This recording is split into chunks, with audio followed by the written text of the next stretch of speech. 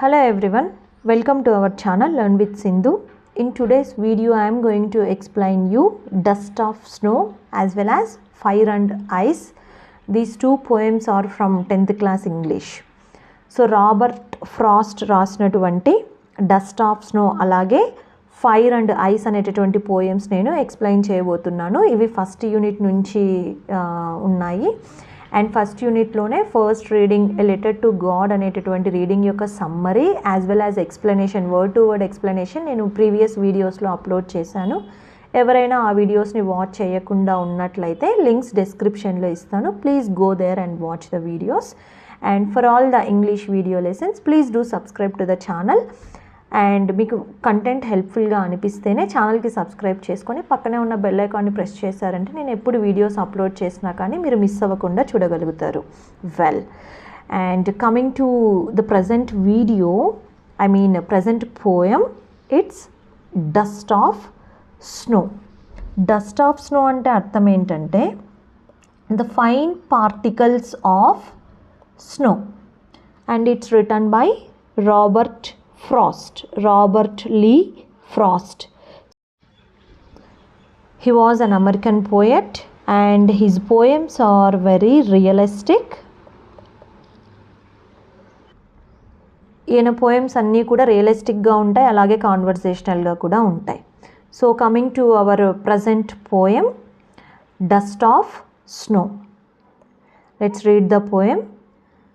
The way a crow shook down on me, the dust of snow from a hemlock tree has given my heart a change of mood and saved some part of a day I had rued. So here the speaker was saying that he was standing under a hemlock tree. So do you know hemlock tree is a poisonous tree? So hemlock tree అనేది ఒక poisonous tree అనే విషయం మీకు తెలుసా? So the poet was standing under a hemlock tree. మన poet or the speaker తను hemlock tree కింద నిలబడుకొని ఉన్నప్పుడు ఒక కాకి ఇట్ షూక్ డౌన్. ఏం షూక్ డౌన్ చేసింది? Dust of snow. ఆ స్నో పార్టికల్స్ని మన స్పీకర్ పైన పడేలాగా చేసిందన్నమాట. Then what happened? has given my heart a change of mood and saved some part of a day I had rued. అలా పడిన ఫైన్ పార్టికల్స్, ఆ డస్ట్ పార్టికల్స్ అంటే ఆ స్నో పార్టికల్స్ పోయెట్ యొక్క మూడ్ని చేంజ్ చేశాయి. And saved some part of a day I had rued అంటే held in regret. అంటే we can say that our speaker, he was in sorrowful mood.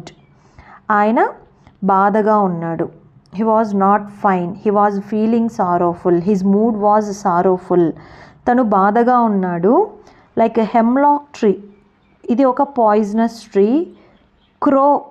Crow always we can say crow అనగానే మనం bad omen, ఒక negative థింగ్గా మనం consider చేస్తామన్నమాట. Hemlock tree అనేది ఒక నెగిటివ్, ఈ క్రో అండ్ అలాగే హెమ్లాక్ ట్రీ రెండు కూడా నెగిటివిటీని రిఫ్లెక్ట్ చేస్తూ ఉన్నాయి. And our poet's mood is also negative mood. అతను కూడా నెగిటివ్ మూడ్లో ఉన్నారు. బట్ ఈ పోయం మనకి ఏం తెలియజేస్తుందంటే it's a very small poem. It shows a profound impact.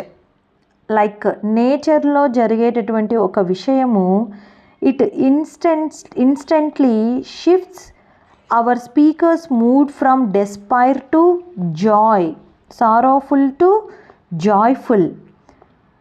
So a crow sitting on a hemlock tree, it dislodges snow on to the speaker.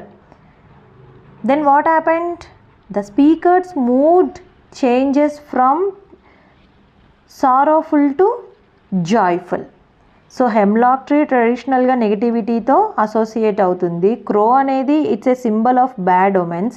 ఇవి రెండు కూడా స్పీకర్స్ యొక్క స్టేట్ ఆఫ్ మైండ్లో పాజిటివ్ ఇంపాక్ట్ని, పాజిటివ్ చేంజ్ని తీసుకొచ్చాయి. సో ఈ poem మనకి దేనిని హైలైట్ చేస్తుందంటే even how small and seemingly insignificant things in nature. ప్రకృతిలో ఒక హెమ్లాక్ ట్రీ, ఒక చెట్టు కానీ, చెట్టు పైన ఉన్నటువంటి స్నో కానీ, దానిపైన ఉన్నటువంటి క్రో కానీ, ఇవన్నీ these are very small things. మనం చాలాసార్లు కన్సిడర్ చెయ్యము. These are insignificant things. We feel like insignificant things. నేచర్లో ఇలాంటి చిన్న చిన్న విషయాలు ఒకరి మూడ్ పైన, ఒకరి పర్స్పెక్టివ్ పైన ఎలాంటి ఇంపాక్ట్, పాజిటివ్ ఇంపాక్ట్ తీసుకొస్తాయి.